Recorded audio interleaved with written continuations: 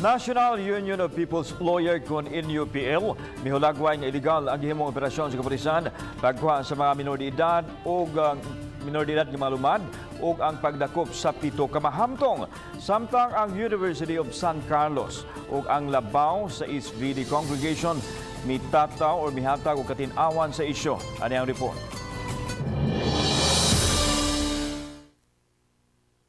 Nakugang ang kadagkuan sa University of San Carlos pagsulod sa mga otoridad sa UEC Talamban Campus kagahapon.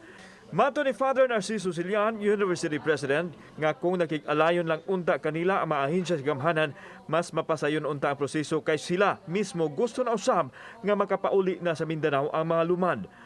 Wala na kuno kinahanglan ang paggamit sa pwersa sa mga men in uniform sa pagkuha sa mga bata. Suma ni Father Silian nga walay trampas ang ilang pag-atiman sa mga nagkinahanglan sa ilahang tabang subay sa advokasya sa simbahan nga paghatag og ayuda lakip na ang mga bakwit. Ingon usab nini ang pamahayag ni Father Rogelio Bag-aw sa SVD diin mas malipay gani unta sila nga naay makatabang sa pagpapadali sa pagpauli sa mga bata. Giproseso na ang ilang pagpapauli sanglit mag-agiman sa IATF protocol. No warrant that was shown to us justifying their visit. So we were really basically taken by surprise. Ang university is really, I think we have demonstrated that, no? To prepare young minds to serve society, no? Giklaro sa UEC ug SVD nga ang paghatag og edukasyon ang ilang tinguha nga mahatag ngadto sa mga lumad.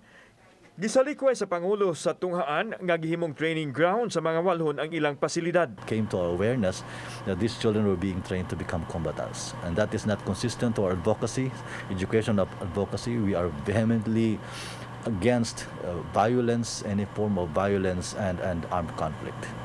Gikondenar sa kahugpungan sa matinun-an ug magtutudlo ang nahitabo. Ang mga bata ubos sa Save Our School program. O dili pod kini siya training ground sa mga child warrior. Condemn the forced seizure of the Lumad students inside our university.